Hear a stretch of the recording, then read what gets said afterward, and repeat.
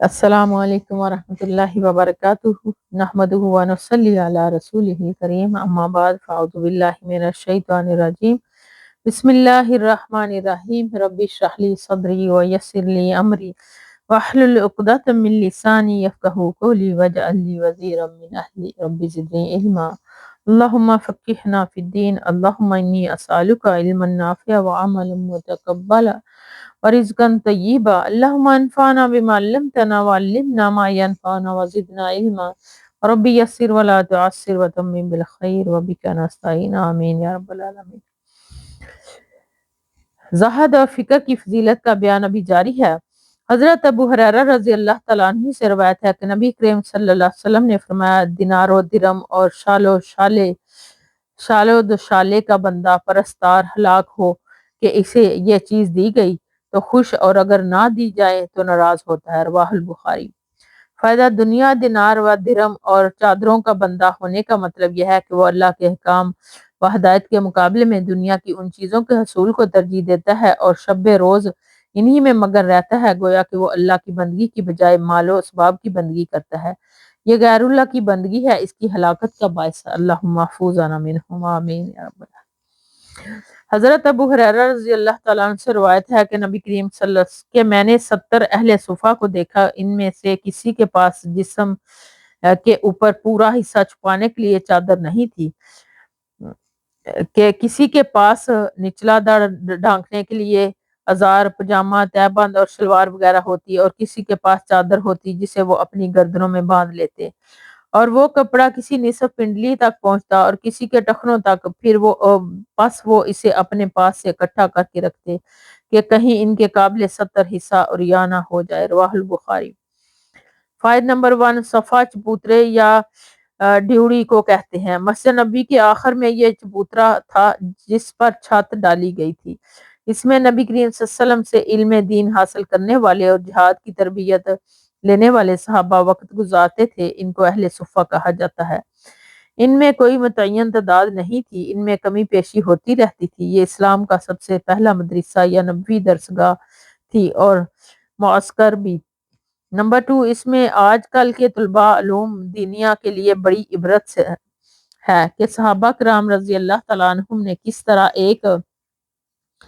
چبوترے پر اپنے شب و روز گزارے اور اسی طرح کھانے سے بے نیاز ہو کر کہ کبھی مل گیا تو کھا لیا، نہیں تو فاقہ، دین کا علم حاصل کیا اور جہاد کی تربیت لی۔ حضرت ابو ہریرہ رضی اللہ تعالیٰ عنہ سے روایت ہے کہ رسول اللہ صلی اللہ علیہ وسلم نے ارشاد فرمایا، دنیا مومن کے لیے قید خانہ اور کافر کے لیے جنت ہے۔ فائد نمبر 1، ایک مومن کے لیے جنت میں جو نعمتیں تیار ہیں، اس کے اعتبار سے یہ دنیا مومن کے لیے قید خانہ ہے، اور کافر کے لیے جو دائمی عذاب ہے، اس کے اعتبار سے دنیا اس کے لیے جنت ہے۔ یا یہ مطلب ہے کہ ایک مومن شہوات اور خواہشات نفس سے بچتا اور جس طرح مومن نانا متقیانہ زندگی گزارتا ہے، وہ ایسے ہے جیسے وہ قید خانے میں ہے اور قواعد و ضابط شکنجے میں کسا ہوا ہے، جبکہ کافر ہر قید اور ضابطے سے آزاد اور خواہشات و شہوت کے لذتوں میں محمق رہتا ہے، منہمک رہتا ہے۔ یوں گویا کہ اس کے لیے دنیا جنت ہے۔ نمبر 2، اس کی تائید ایک دوسری حدیث سے بھی ہوتی ہے جس میں رسول اکرم صلی اللہ علیہ وسلم نے مومن کو صدائے ہوئے اونٹ کے ساتھ تشبیہ دی ہے کہ اسے جہاں لے جایا جائے چلا جاتا ہے اور جہاں بٹھایا جائے بیٹھ جاتا ہے۔ مقصد اس حدیث سے مومن کو آخرت کی تیاری کی ترغیب اور دنیاوی لذتوں سے اجتناب کی تاکید ہے۔ حضرت ابن عمر رضی اللہ تعالیٰ عنہ سے روایت ہے کہ رسول اللہ صلی اللہ علیہ وسلم نے میرے کندھے سے پکڑ کر فرمایا کہ تم دنیا میں ایسے رہو گویا کہ تم ایک پردیسی یا راہگیر ہو۔ حضرت ابن عمر رضی اللہ تعالیٰ عنہ فرمایا کرتے تھے کہ جب تم شام کرو تو صبح کا انتظار مت کرو، اور جب صبح کرو تو شام کا انتظار مت کرو، اور اپنی صحت میں بیماری کے لیے اور اپنی زندگی میں موت کے لیے کچھ حاصل کر لو۔ رواہ البخاری۔ علماء نے اس حدیث کی شرح میں اس کے معنی یہ بیان کیے ہیں کہ اس کا مطلب ہے کہ تم دنیا کی طرف زیادہ مت جھکو، نہ اسے مستقل وطن بناؤ، نہ اپنی جی میں زیادہ دیر دنیا میں رہنے اور اس پر زیادہ توجہ دینے کا پروگرام بناؤ، اس سے تم صرف اتنا ہی تعلق رکھو جتنا ایک مسافر اجنبی دیش سے تعلق رکھتا ہے، اور دنیا میں زیادہ مشغول نہ ہو، اسی طرح جیسے ایک مسافر جو اپنے گھر جانے کا ارادہ رکھتا ہے یا گھر جانے کا ارادہ رکھتا ہو، دیار غیر سے زیادہ وابستگی نہیں رکھتا۔ وباللہ توفیق، وباللہ التوفیق۔ فائدہ: جو شخص دنیا کو ایک مسافر خانہ اور گزرگاہ سمجھے گا، وہ یقیناً زخارف دنیا سے اپنا دامن الجھانا پسند نہیں کرے گا۔ انسان کی غلطی یہی ہے کہ وہ اس کی اس حیثیت کو نہیں سمجھتا اور پل کی خبر نہ ہونے کے باوجود 100 برس کے سامان کی تیاری میں لگا رہتا ہے۔ جیسا کہ کسی نے کہا، سامان 100 برس کا، پل کی خبر نہیں۔ بے شک حضرت ابو باز سہل بن سعد سعدی رضی اللہ تعالیٰ عنہ سے روایت ہے کہ ایک آدمی نبی اکرم صلی اللہ علیہ وسلم کی خدمت میں حاضر ہوا، عرض کیا، اے اللہ کے رسول صلی اللہ علیہ وسلم، مجھے ایسا عمل بتلائیے جب میں وہ کروں تو اللہ بھی مجھ سے محبت کرے اور لوگ بھی مجھ سے محبوب ہو جائیں۔ آپ صلی اللہ علیہ وسلم نے ارشاد فرمایا، دنیا سے بے رغبت ہو جاؤ، اللہ تم سے محبت کرے گا، اور لوگوں کے پاس جو کچھ ہے اس سے بے نیاز ہو جاؤ تو جو لوگ تم سے محبت کریں گے۔ یہ حدیث حسن ہے، اسے ابن ماجہ نے روایت کیا ہے۔ فائدہ نمبر 1، مذکورہ روایت کو بعض محققین نے سند ضعیف قرار دیا ہے، جبکہ درست اور راجح موقف یہ ہے کہ یہ روایت شواہد اور متابعات کی بنا پر حسن درجے تک پہنچ جاتی ہے، اور حسن حدیث محدثین کے نزدیک قابل عمل اور قابل حجت ہے۔ تحقیقی بحث کے لیے دیکھیے زہد دنیا اس کے نمبر 2، زہد دنیا اس کے لائق سے کنارہ کشی کا نام نہیں، بلکہ زہد کا مطلب ہے کہ رزق حلال پر قناعت کرنا اور کمائی کے ناجائز ذرائع اختیار کرنے سے اجتناب کرنا، کیونکہ اسلام میں ترک دنیا کی اجازت ہے، نہ مال و دولت کے حصول کی صحیح و کوشش مذموم۔ اس لیے دنیا سے تعلق اور معاش کے لیے صحیح جد و جہد زہد کی منافی نہیں، بلکہ صرف حلال ذرائع اور حلال آمدنی پر کفایت اسے عبادت کا درجہ عطا کر دیتی ہے۔ اسی طرح لوگوں کے مال و دولت سے بے نیازی اور ان سے صرف نظر کر لینا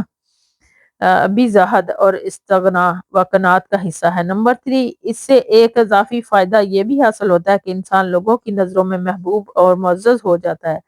کیونکہ اللہ تعالیٰ کے برعکس لوگوں کے سامنے دست طلب دراز کرنے سے انسان ذلیل ہوتا ہے اور لوگ اسے پسند نہیں کرتے، جبکہ اللہ کا معاملہ ہے کہ اس سے جتنا مانگو وہ اتنا ہی خوش ہوتا ہے، بلکہ نہ مانگنے پر وہ ناراض ہوتا ہے۔ ایک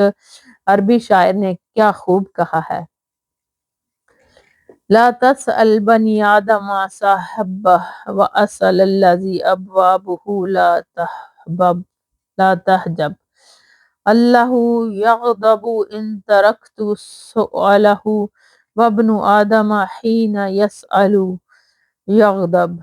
یعنی انسان کے سامنے اپنی ضروریات کے لیے ہاتھ مت پھیلاؤ، اس سے مانگو جس کے فضل و کرم کا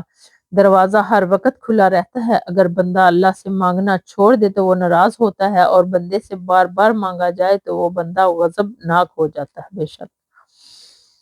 حضرت نعمان بن بشیر رضی اللہ تعالیٰ عنہ سے روایت ہے کہ حضرت عمر رضی اللہ تعالیٰ عنہ نے دنیا کے اس مال و اسباب کا ذکر کیا ہے جو لوگوں کے پہلے مقابلے میں زیادہ حاصل ہو گیا تھا، اور پھر فرمایا کہ میں نے رسول اللہ صلی اللہ علیہ وسلم کو دیکھا کہ آپ سارا دن بھوک کی وجہ سے اپنے پیٹ پر جھکے رہتے تاکہ بھوک کی شدت کم محسوس ہو، آپ کو ردی کھجور بھی میسر نہ ہوتی جس سے آپ اپنا پیٹ بھر لیتے۔ رواہ مسلم۔ فائدہ، سیدنا عمر رضی اللہ تعالیٰ عنہ کے زمانے میں کثرت فتوحات کی وجہ سے لوگ پہلے کی نسبت زیادہ خوشحال ہو گئے، تو انہوں نے لوگوں کو یاد دلایا کہ وہ وقت یاد رکھو جب اسلام کی ابتدائی دور میں مسلمان نہایت کٹھن حالات اور فکر و فاقہ سے دوچار رہتے، حتیٰ کہ پیغمبر اسلام نبی اکرم صلی اللہ علیہ وسلم تک کی یہ حالت تھی کہ جو روایت میں بیان ہوئی ہے۔ مقصد یہ اس کے بیان سے لوگوں کو تنبیہ کرنا تھا کہ کہیں مال و دولت کی فراوانی اور دنیاوی آسائشوں کی کثرت تمہیں دنیا کی محبت میں اس طرح نہ پھنسا دے کہ آخرت کی زندگی کو تم بلا بیٹھو اور غفلت کا شکار ہو جاؤ۔ حضرت عائشہ رضی اللہ تعالیٰ عنہ سے روایت ہے کہ رسول اللہ صلی اللہ علیہ وسلم کی وفات اس حالت میں ہوئی کہ میرے گھر میں کوئی چیز ایسی نہیں تھی جو کوئی جاندار کھائے، سوائے ان تھوڑے سے جو میرے طاق میں رکھے ہوئے تھے۔ چنانچہ میں ایک مدت دراز تک اسی میں سے لے کر کھاتی رہی، بالآخر ایک دن میں نے اسے نہ پایا تو وہ ختم ہو گیا۔ رواہ البخاری و مسلم۔ فائدہ نمبر 1، نبی کریم صلی اللہ علیہ وسلم کی زندگی کی آخری دور میں اگرچہ مال غنیمت کے آنے کی وجہ سے مسلمانوں کی حالت قدرے بہتر ہو گئی تھی، اگر آپ چاہتے تو پہلے کی نسبت آسودگی کے ساتھ وقت گزار سکتے تھے، لیکن آپ نے اسی فکر و تنگ دستی کی زندگی اختیار کیے رکھا جو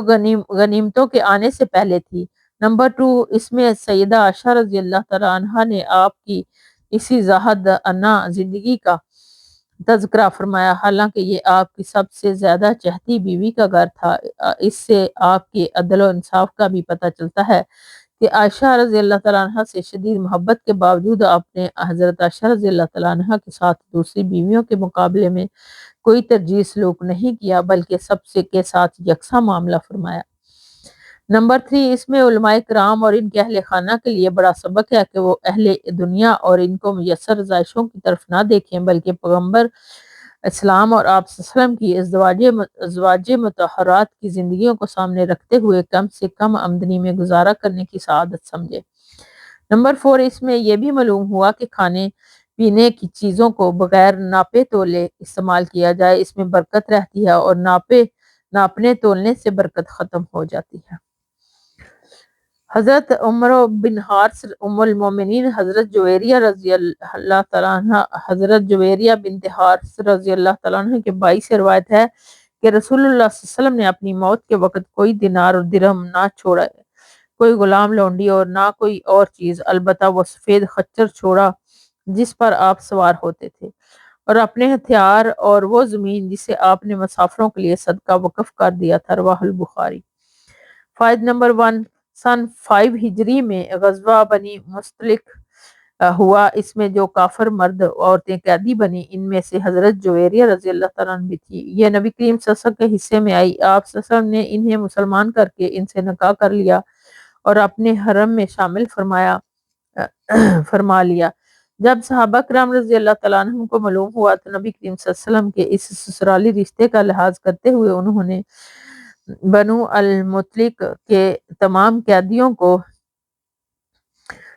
جو 100 کے قریب تھے رہا کر دیا۔ نمبر 2، ہتھیار سے مراد آپ کا نیزہ اور تلوار ہے، اور زمین سے مراد آپ کا وہ حصہ جو فدق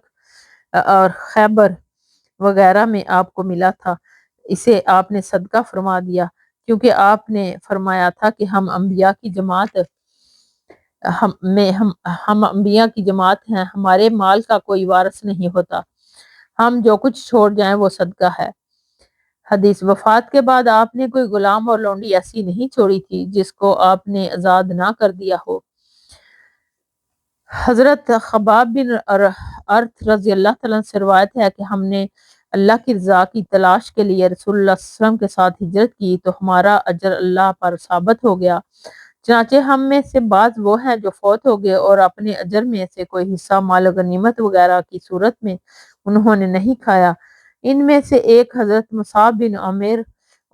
عمیر رضی اللہ تعالیٰ عنہ ہے جو جنگ احد میں شہید ہوئے، انہوں نے ایک کمبل اپنے پیچھے چھوڑا تھا،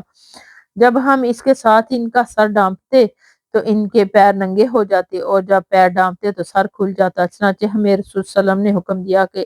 ہم ان کا سر ڈانپ دیں اور ان کے پیروں پر کچھ اذخر گھاس وغیرہ ڈال دیں، اور بعض ہم میں سے وہ ہیں جن کا پھل پک گیا اور وہ اسے چن رہے ہیں، یعنی ان سے فائدہ اٹھا رہے ہیں۔ رواہ البخاری و مسلم۔ فائدہ نمبر 1 میں اس میں ہجرت اور جہاد کی فضیلت ہے اور اس میں اجر و ثواب کا بیان ہے۔ یہ اجر دنیا میں مال غنیمت کی صورت میں بھی ان غازیان اسلام کو ملتا ہے جو جہاد سے بخریت واپس آ جاتے ہیں، اور آخرت میں بھی ملے گا، اور جو لوگ میدان جہاد میں جام شہادت نوش کر دیتے ہیں انہیں ان کا سارا اجر قیامت ہی کو ملے گا، دنیا میں وہ جہاد کے پھل سے محروم رہتے ہیں۔ نمبر 2، بسا اوقات انسان اپنی نیکی کا پھل کھائے بغیر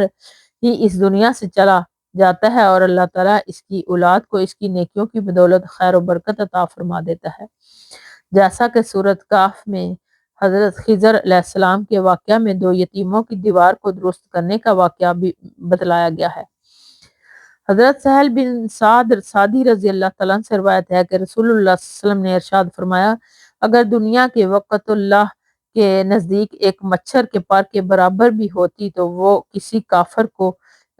کافر کو اس میں سے ایک گھونٹ پانی بھی نہ پلاتا۔ اسے ترمذی نے روایت کیا اور کہا یہ حدیث حسن ہے۔ فائدہ اس سے واضح ہے کہ اللہ کے نزدیک دنیا اور اس کے مال و اسباب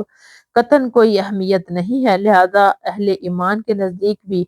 اس کی زیادہ اہمیت نہیں ہونی چاہیے اور اسے صرف آخرت کی زندگی سنوارنے کے لیے ایک ذریعہ ہے، یہ امتحان سمجھنا چاہیے۔ حضرت ابو ہریرہ رضی اللہ تعالیٰ عنہ سے روایت ہے کہ میں نے رسول اللہ صلی اللہ علیہ وسلم کو فرماتے ہوئے سنا کہ لوگوں آگاہ رہو، دنیا ملعون ہے اور جو کچھ اس میں ہے وہ بھی ملعون ہے، سوائے اللہ کے ذکر کے اور ان چیزوں کے جو اس سے تعلق رکھتی ہیں، اور سوائے دینی علوم سے بہراور اور اس کا علم حاصل کرنے والوں کی۔ اسے ترمذی نے روایت کیا ہے۔ فائدہ نمبر 1، اس سے مراد دنیا کا مطلقاً معلوم ہونا نہیں بلکہ اصل مطلب دنیا کی ان چیزوں کا معلوم ہونا ہے جو انسان کو اللہ سے دور اور اس کی اطاعت سے مشغول کر دیں۔ اس اعتبار سے دنیا کی کوئی چیز مذموم بھی ہو سکتی ہے اور محمود بھی۔ مثلا مال محمود ہے اگر اسے حلال طریقے سے حاصل اور حلال مصارف ہی پر خرچ کیا جائے، بے صورت دیگر یہی مال مذموم و ملعون ہے۔ وعلی ھذا القیاس دنیا کی دوسری چیزیں ہیں۔ نمبر 2، وہ علم بھی محدود مطلوب ہے جو اللہ کے قریب کر دے اور بندوں کی ہدایت اور فیض رسانی کا ذریعہ بنے، بے صورت دیگر یہ بھی مذموم و ملعون ہے۔ نمبر 3، اس میں علماء اور طلباء علوم دینیا کی فضیلت ہے اور دیگر لوگوں کو ترغیب ہے کہ وہ بھی علم اور علماء سے کسی نہ کسی طرح ضرور منسلک رہیں۔ حضرت عبداللہ بن مسعود رضی اللہ تعالیٰ عنہ سے روایت ہے کہ رسول اللہ صلی اللہ علیہ وسلم نے فرمایا، تم جائیدادیں نہ بناؤ، اس کا نتیجہ یہ ہوگا کہ تمہاری رغبت دنیا میں بڑھ جائے گی۔ اسے ترمذی نے روایت کیا ہے اور کہا یہ حدیث حسن ہے۔ فائدہ صبغاتن سے مراد ہے زمین، صنعت اور زراعت اور کاروبار ہے، اور مطلب یہ ہے کہ ان میں اتنا زیادہ انہماک اور دلچسپی نہیں لینی چاہیے کہ انسان کا مقصد زندگی رضائے الہی کی بجائے یہی چیزیں بن جائے، اس کا شب و روز اسی تک ود میں صرف ہوں، اور ورنہ حسب ضرورت کفایت تو زمین، کاروبار اور جائیداد وغیرہ بنانا اور رکھنا سب جائز ہے، ممنوع نہیں ہے۔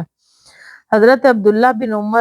عمرو بن عاص رضی اللہ تعالیٰ عنہ سے روایت ہے کہ ہمارے پاس سے رسول اللہ صلی اللہ علیہ وسلم گزرے جبکہ ہم اپنے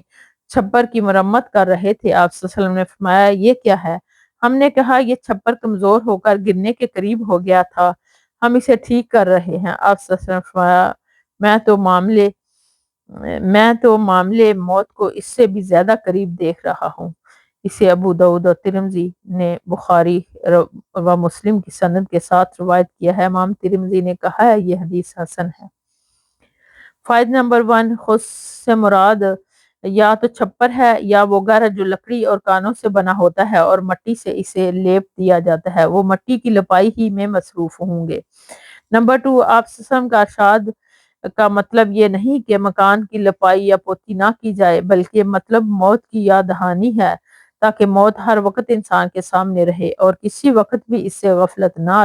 برتے۔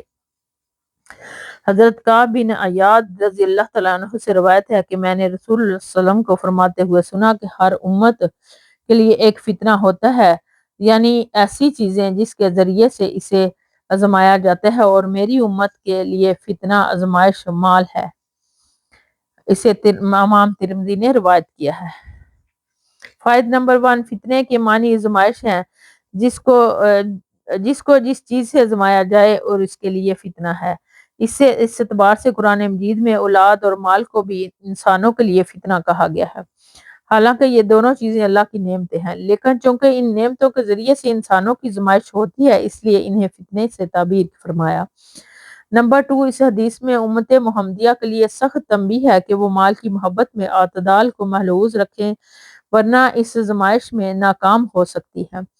اور یہ مال جو نعمت الہی ہے اس کے لیے عذاب شدید کا باعث بن سکتا ہے۔ حضرت ابو عمرو اور بعض کے نزدیک ابو عبداللہ یا ابو لیلہ عثمان بن عفان رضی اللہ تعالیٰ عنہ سے روایت ہے کہ نبی کرم صلی اللہ علیہ وسلم نے فرمایا ابن آدم کے لیے ان چیزوں کے علاوہ کسی چیز میں حق نہیں کہ ایک گھر جس میں اس کی رہائش ہو، کپڑا جس سے وہ اپنا سطر چھپا لے، بغیر سالن کے یا موٹی روٹی اور پانی۔ اسے امام ترمذی نے روایت کیا ہے اور کہا ہے یہ حدیث صحیح ہے۔ امام ترمذی رحم اللہ فرماتے ہیں کہ میں نے ابو داؤد سلیمان بن سالم بلخی سے سنا، وہ فرماتے ہیں کہ میں نے نضر بن شمیل سے سنا کہ خلف وہ روٹی ہے جس کے ساتھ سالن نہ ہو، اور دوسرے حضرات کہتے ہیں کہ موٹی روٹی کو جلف کہتے ہیں، اور امام حروی نے کہا کہ جلفن سے مراد روٹی رکھنے کا برتن ہے جیسے گون، موٹے بالوں یا رسیوں سے بنا ہوا تھیلا یا خرجی، زنجبیل، ٹوکری، بورا وغیرہ۔ واللہ عالم۔ فائدہ مذکورہ روایت ضعیف ہے، تاہم دیگر صحیح احادیث سے یہ ثابت ہے کہ انسان کو دنیا میں ایک مسافر کی طرح رہنا چاہیے۔ مسافر جس طرح کم از کم سامان کے ساتھ سفر کرنا پسند کرتا ہے، انسان کو بھی کم از کم سامان دنیا کے ساتھ گزارا کرنا چاہیے۔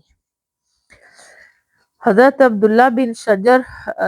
شعین کے نیچے زیر اور خا کے نیچے بھی زیر اور تشدید ہے، رضی اللہ تعالیٰ سے روایت ہے کہ میں نے نبی اکرم صلی اللہ علیہ وآلہ وسلم کی خدمت میں حاضر ہوا۔ آپ صلی اللہ علیہ وسلم الہاکم التکاثر، تمہیں کثرت کی آرزو نے غفلت میں ڈال دیا ہے، تلاوت فرما رہے تھے۔ پھر آپ صلی اللہ علیہ وسلم نے فرمایا انسان کہتا ہے کہ میرا مال میرا مال، حالانکہ اے انسان تیرا مال تو صرف وہ ہے جو تو نے کھا کر ختم کر دیا یا پہن کر بسیدہ کر دیا یا صدقہ کر کے آگے آخرت کے لیے چلا دیا۔ رواہ مسلم۔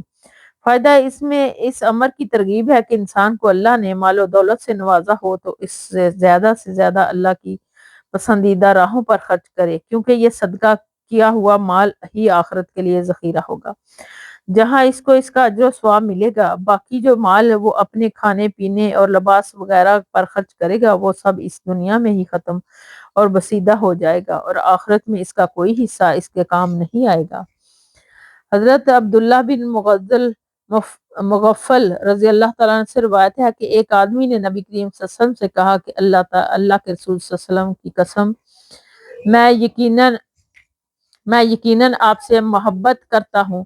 آپ صلی اللہ علیہ وسلم نے فرمایا کہ دیکھ کر تو کیا کہہ رہا ہے؟ اس نے پھر کہا کہ اللہ کی قسم میں یقیناً آپ سے محبت کرتا ہوں۔ 3 مرتبہ اس نے اسی طرح کہا۔ آپ نے ارشاد فرمایا اگر تو واقعی مجھ سے محبت کرتا ہے تو فکر و غربت کا ٹاٹ تیار کر، اس لیے فکر اس شخص کی طرف جو مجھ سے محبت کرتا ہے اتنی تیزی سے جاتا ہے کہ اتنا تیز سیلاب کا پانی بھی اپنے بہاؤ کے رخ پر نہیں جاتا۔ اسے ترمذی نے روایت کیا اور کہا یہ حدیث حسن ہے۔ حضرت کعب بن مالک رضی اللہ تعالیٰ عنہ سے روایت ہے کہ رسول اللہ صلی اللہ علیہ وسلم نے ارشاد فرمایا وہ بھوکے کی بھیڑیا جنہیں بکریوں کے ریوڑ میں بھیجا جائے بکریوں کو اتنا نقصان نہیں پہنچاتے جتنا نقصان آدمی کے مال اور جاہ کی حرص اس کو دین پہنچاتی ہے۔ اسے ترمذی نے روایت کیا ہے۔ فائد نمبر 1، مال و جاہ کی محبت کی یہ حشر ثمانیہ جس کی نشاندہی اس حدیث میں کی گئی ہے آج ہر طرف دیکھی جا سکتی ہے، حتیٰ کہ علماء اور مدیان زاہد تقویٰ بھی جب ان کے اندر ان چیزوں کی حرص آ گئی تو وہ ان ہلاکتوں سے اپنا دامن نہیں بچا سکتے۔ نمبر 2، آج دینی جماعت جس انتشار و شدید اختلافات کا شکار ہیں ان کے اسباب بھی مال و جاہ کی محبت سرفرست ہیں، جس میں علماء کی اکثریت بھی بدقسمتی سے مبتلا ہے۔ فإلی اللہ المشتکیٰ۔ حضرت عبداللہ بن مسعود رضی اللہ تعالیٰ عنہ سے روایت ہے کہ رسول اللہ صلی اللہ علیہ وسلم نے ایک مرتبہ ایک چٹائی پر سوئے جس سے آپ کے پہلو چٹائی کے نشان پڑ گئے، پہلو پر چٹائی کے نشان پڑ گئے۔ ہم نے کہا ہے اللہ کے رسول صلی اللہ علیہ وسلم اگر اجازت دیں تو ہم آپ کے لیے ایک نرم گدا تیار کر دیں۔ آپ صلی اللہ علیہ وسلم نے ارشاد فرمایا مجھے دنیا سے کیا سروکار، میں تو دنیا میں اس سوار کی طرح ہوں جو کسی درخت کے نیچے سایہ حاصل کرنے کے لیے ٹھہرا، پھر چل پڑا اور اس درخت کو چھوڑ دیا۔ اسے ترمذی نے روایت کیا ہے۔ اس میں نبی کریم صلی اللہ علیہ وسلم کے زہد کے علاوہ دنیا کی حقیقت ایک تمثیل کے ذریعے سے نہایت بلیغ انداز میں واضح کر دی گئی۔ کاش لوگ اس حقیقت کو سمجھ کر دنیا کے ساتھ ایسا ہی معاملہ کریں جو اس حدیث کا مفاد ہے۔ حضرت ابو ہریرہ رضی اللہ تعالیٰ عنہ سے روایت ہے کہ اللہ تعالیٰ نے فرمایا کہ رسول اللہ صلی اللہ علیہ وسلم نے ارشاد فرمایا کہ جنت میں فقراء و مالداروں سے 500 سال پہلے داخل ہوں گے، یعنی فقراء مالداروں سے 500 سال پہلے داخل ہوں گے۔ اسے ترمذی نے روایت کیا ہے۔ فقراء سے مراد فقراء ہیں جو ایمان میں کامل اور اعمال صالحہ کے پابند ہوں، نیز انہوں نے فقراء پر صبر کر کے مانگنے سے اجتناب کیا ہوگا۔ یہ مالداروں سے پہلے جنت میں جائیں گے کیونکہ مالداروں کا حساب ہوگا یہ مال کس طرح کمایا اور کس طرح خرچ کیا، جبکہ فقراء سے یہ سوال نہیں ہوگا۔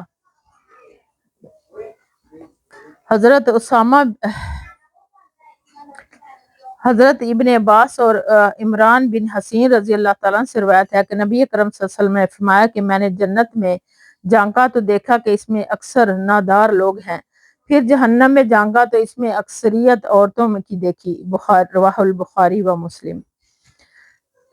فائد نمبر 1، نبی کریم صلی اللہ علیہ وسلم کو جنت اور دوزخ کا یہ مشاہدہ یا تو معراج کے موقع پر کرایا گیا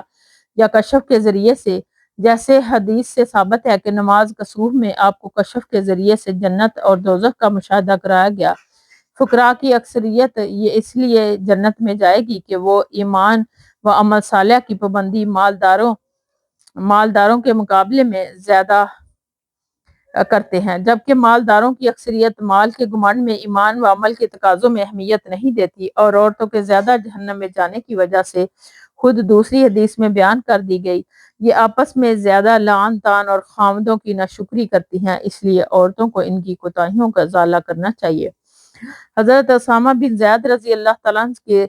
سے روایت ہے کہ نبی اکرم صلی اللہ علیہ وسلم نے فرمایا کہ میں جنت کے دروازے پر کھڑا ہوا تو میں نے دیکھا کہ اس میں داخل ہونے والے زیادہ مساکین ہیں اور مالدار لوگوں کو حساب کے لیے روکا ہوا تھا، البتہ جہنمیوں کو جہنم کی طرف لے جانے کا حکم دے دیا گیا۔